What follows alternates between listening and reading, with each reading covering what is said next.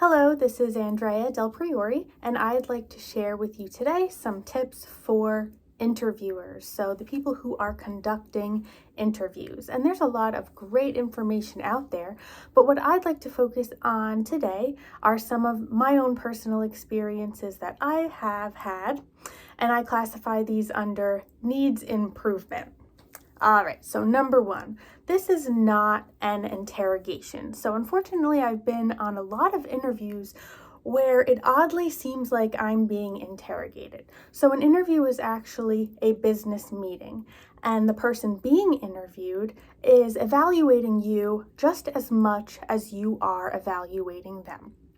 So I've had a few experiences where interviewers will go back even 10 years in my employment and experience on my resume, and it seems like some sort of bizarre attempt to catch me in some sort of lie or fabrication. So I've had a lot of jobs that I've had part-time jobs, multiple part-time jobs while I'm going to school part-time, and then I've transitioned to school full-time, and things have changed.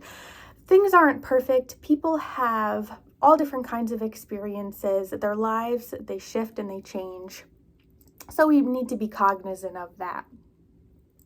I've also had an experience. I was interviewing with an institution of higher education, and they kind of were interrogating me about what work was I doing while I was writing my dissertation. So number one, I was a little surprised that a higher education institution did not acknowledge the intensity and the rigor it takes to write a dissertation. And it took me a moment to think about that, and I explained, I was an adjunct professor, I was a graduate assistant, and I was also a nanny. Some people do work while they write a dissertation, but a lot of people don't. So I was taken aback by that. Number two, mind your manners. So it's important to be polite and courteous and professional. I'll share some of my experiences again. In one instance, I was interviewing at another institution of higher education, and they asked me, can you please talk about what you know about our university? So of course I did my homework. I was on the website, I was reading about this organization, and I explained some of the data points that I saw and the mission and the values. And the person interviewing me said, oh yeah, that's great, but what can you tell me that's not on the website? And I was thinking to myself, isn't that your job right now to be explaining that to me? I'm not the one who works there. So I thought that was pretty rude.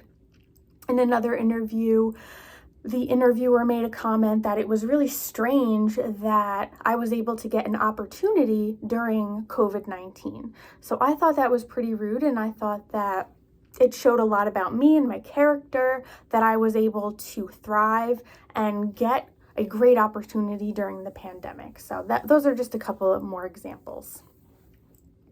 Number three, respect my rights. So there are laws in place. The interviewer is not supposed to ask certain questions. And in my experience, I have been asked on an interview, are you planning a family? Which is basically asking me, am I pregnant or am I planning to get pregnant, which is completely illegal.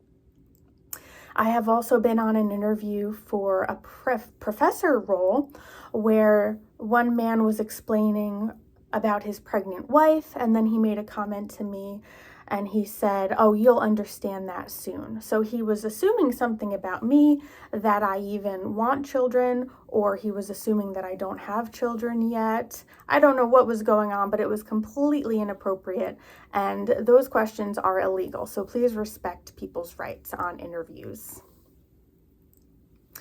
Number four, make sure you have clarity in the assignment that you're giving the person being interviewed. So in a lot of my interviews, I have to do a presentation because I am in learning and development, and I do a lot of training presentations, which I love. And in one interview for a professor role, they gave me a list of options of a presentation. And one of those options was Introduction to Human Resources. So I decided to choose Introduction to Human Resources as the training presentation that I was going to do. After I did the presentation, they criticized me that it was too general, when the very definition of an introduction is a general overview. So it seemed like they were really grasping at straws and trying to find an excuse because they just didn't want to hire me. Another example of an interview where I had to do a presentation. I was first told that it would be in person, and then it switched to a virtual presentation. Well, unfortunately, my personal laptop is not the best, and it actually has a crack across the screen. So during this presentation, I went through, the presentation went fine. However, I could not see all of the people in attendance on the screen, and there were at least 10 or more people in attendance. After which I was criticized that I did not engage the audience.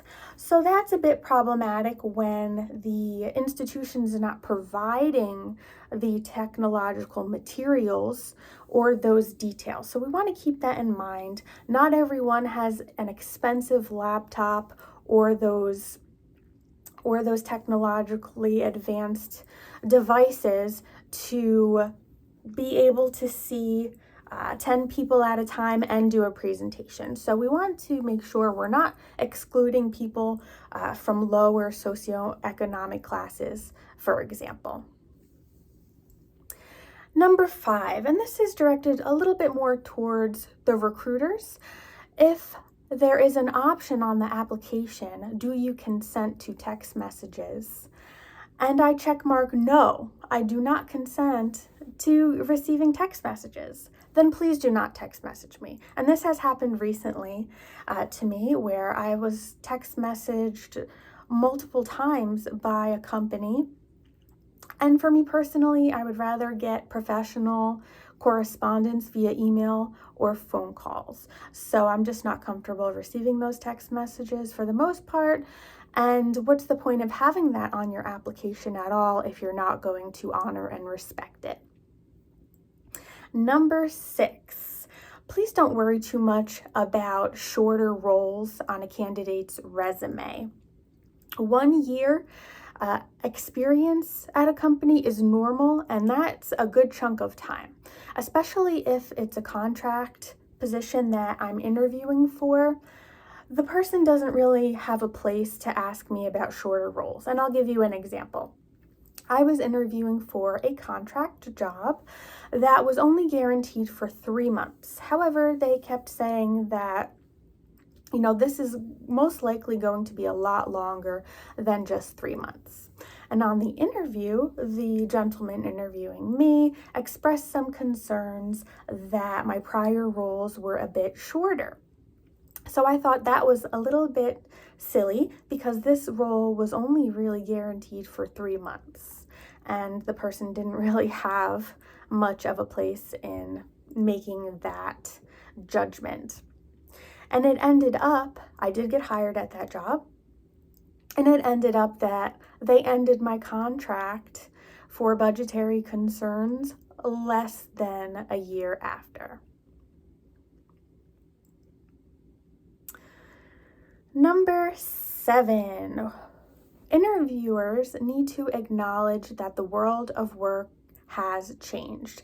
There have been more than one financial crisis. There's been a pandemic, structures have changed drastically, and people need to be up to date with the modern professional practices and the things that are going on. People aren't staying for the most part at a job for 10 years or 20 years anymore. And to be honest with you, personally, from my experiences and what I've seen, the people who stay sometimes for 10 years and they get promoted based on seniority, sometimes those people actually are the bad apples who are not going to necessarily make it at other organizations. So I am a little bit suspicious of those folks who are staying at companies for so long, because I'm wondering, why aren't you seeking other opportunities, having ambition. There are always exceptions to the rule. That's not always true. However, we shouldn't get too hard on the folks who are staying with an organization maybe 1 year or 3 years.